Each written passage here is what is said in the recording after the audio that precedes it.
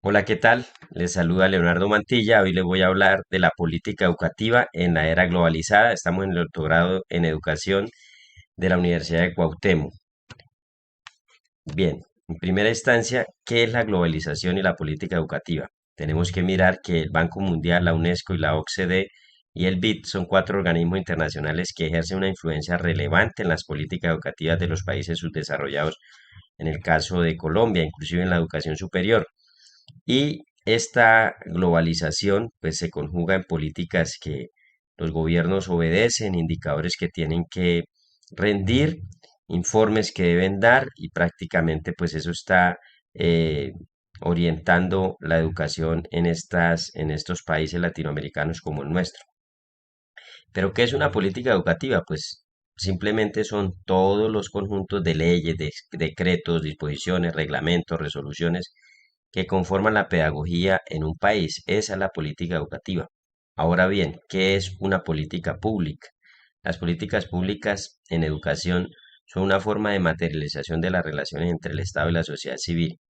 Es decir, cómo esa política pública puede llegar a impactar a toda la sociedad. Es decir, esas políticas educativas, cómo se pueden volver ley, cómo pueden impactar de una manera permanente a una sociedad civil.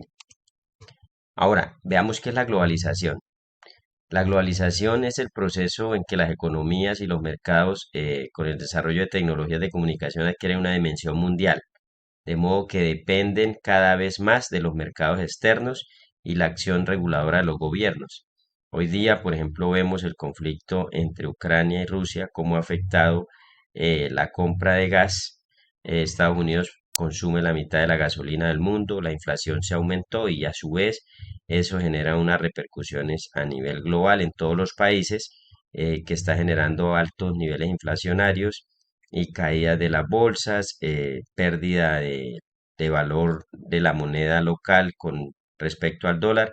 Entonces, esa es la globalización, cómo lo que pasa en un sitio afecta también a los demás.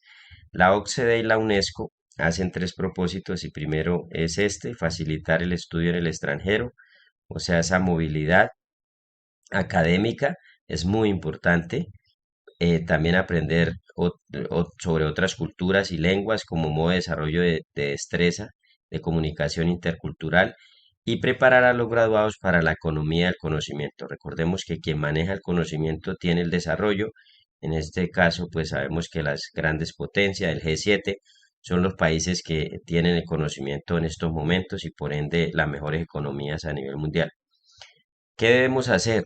Tener un enfoque crítico, desde la sociología crítica, la etnografía y hacer abordajes más cualitativos de acuerdo a una política analizada o problemas. Entonces, el problema nuestro es que de pronto nos quedamos con las cifras numéricas y no entramos a mirar otros aspectos si realmente esas cifras numéricas están dando resultado. Si hacemos un enfoque más cualitativo, haciendo una mejor lectura del contexto, podremos generar mejores avances en nuestras naciones. ¿Y cómo se hace esto? Pues a través de la educación comparada, que consiste en estudiar los modelos educativos de diferentes países o regiones con el objetivo de conocer los fenómenos sociales formativos que se desarrollan en cada zona, es decir, cómo nos podemos beneficiar de lo que se hace en otros sitios o cómo también podemos no ejercer una práctica que no dio resultado en otros lugares del mundo. ¿Sí? Eso se conoce como la educación comparada. Ahora bien, algunas reflexiones. La globalización ha generado que la educación se internacionalice. Las políticas educativas deben pasar a ser políticas públicas en un entorno global, es decir, cómo podemos hacer eso ley y ponerlas en práctica en las naciones en vía de desarrollo. La educación y el conocimiento es el mayor motor de desarrollo de un país. Si un país no se educa, no se forma, no tiene educación, por ende no va a tener desarrollo. En la medida que sus ciudadanos lean, aprendan, pueden mejorar gradualmente esa nación. Muchas gracias.